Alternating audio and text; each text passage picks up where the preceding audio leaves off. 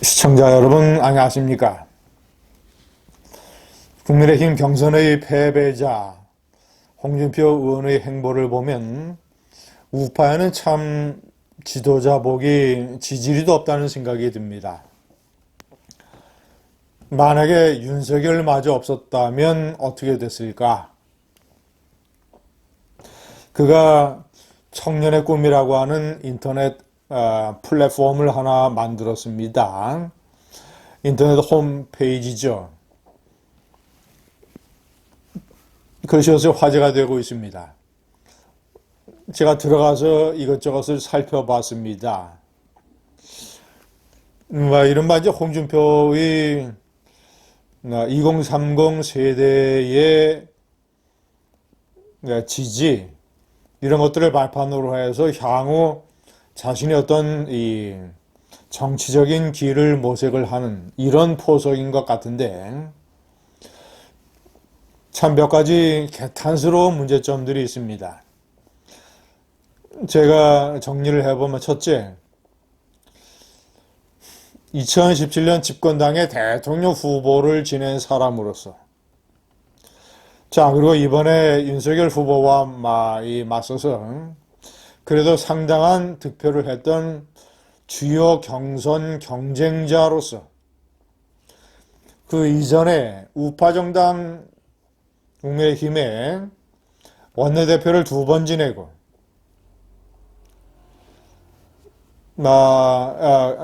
당대표를 2번 지내고 원내대표를 지냈던 이런 우파의 지도자로서 지금 정권 교체의 이런 길목에서 그가 하고 있는 짓이 도대체 무엇인가? 윤석열 후보가 상당한 표차로 지금 현재 이재명 후보를 앞서가고 있습니다. 가장 최근에 나온 여론조사는 양자 대결에서 17%포인트까지 벌어졌습니다. 그럼에도 불구하고 언제 이 지지율 격차가 좁혀질지 모릅니다. 대통령 선거라고 하는 것은 과거에 YS가 항상 얘기했듯이 사자가 토끼 한 마리를 잡는데도 최선을 다한다.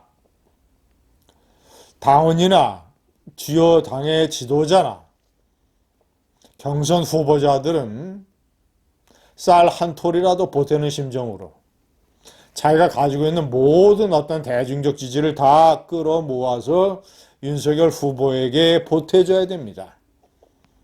자신이 2030 젊은이들에게 인기가 좀 있으면 홍준표 의원처럼, 자, 그런 것을 윤석열 후보에 대한 젊은이들의 이해, 윤 후보에 대한 젊은이들의 지지, 이런 것을 확장하는 데에 쓰여질 수 있도록 도와야 됩니다. 그러나 일본에 제가 명기한 대로 홍준표 의원의 하는 행동을 보면 정권 교체 따위에는 관심이 없고 정권 교체는 개나 줘라, 이런 식의 심경을 가지고 있는 것으로 보입니다. 지난번에 비리 의혹 대선에는 참여할 생각이 없다. 이재명, 윤석열 둘 중 하나는 떨어지면 감옥에 가야 된다.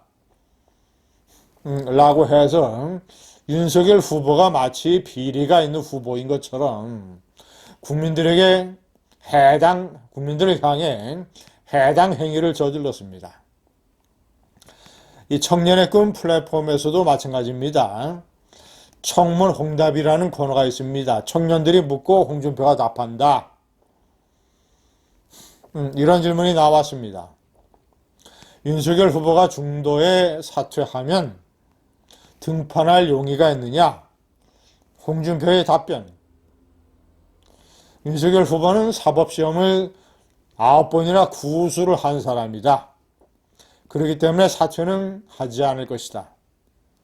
그만큼 어떤 하나의 목표를 두고 자신이 쥐려고 하는 것에 대한 집요한 성격을 가지고 있다는 뜻 아니겠습니까?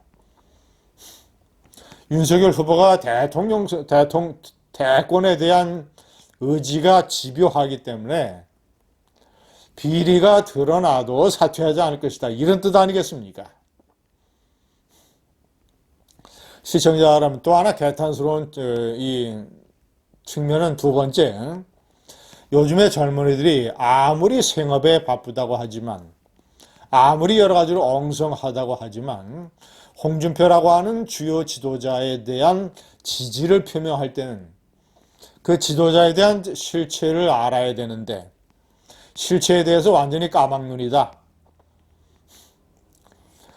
아니, 박근혜 정권의 국정원장 3명이 특활비를 횡령을 해서 부인에게 갖다 준 것도 아니고 대통령에게 상납을 했다고 해서 국고손실죄와 뇌물죄로 국정원장 3명이 감옥에 갔습니다. 특활비는 국민의 세금입니다. 공금입니다.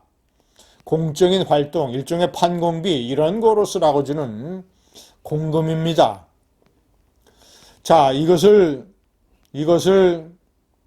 수억 원을 부인에게 갖다 준 홍준표. 이런 것에 대한 젊은이들은 공분도 없습니까? 두 번째, 성완종 뇌물 사건 1억 원.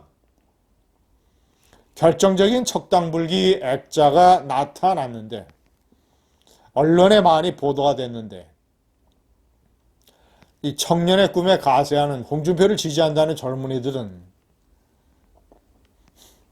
시력이 제로입니까? 그리고 홍준표가 젊은이들이 가장 분개했던 조국 사건, 공정과 상식을 깨부셨던 조국 일가에 대한 윤석열 후보의 철저한 수사를 대통령이 되기 위한 권력 다툼이었다라고 매도했던 것. 이런 조국 사건에 분개했던 젊은이들이 홍준표의 이런 실체를 모르고 홍준표에게 물개박수를 쳐대고 있습니다. 제가 세 번째, 홍준표 의원이 국민에게 속죄하는 길이라고 달아놨습니다.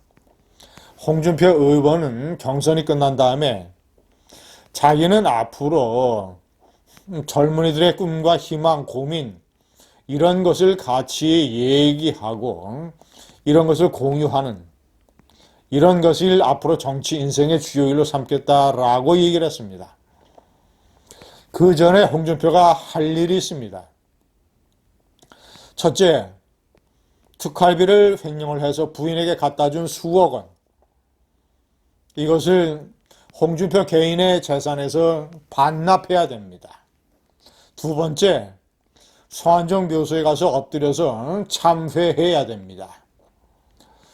1억 원 뇌물을 받은 게 중대 범죄이지만 그렇기도 하거니와 1억 원을 받았으면 성완종이 억울하다. 내가 억울하게 당하고 있다.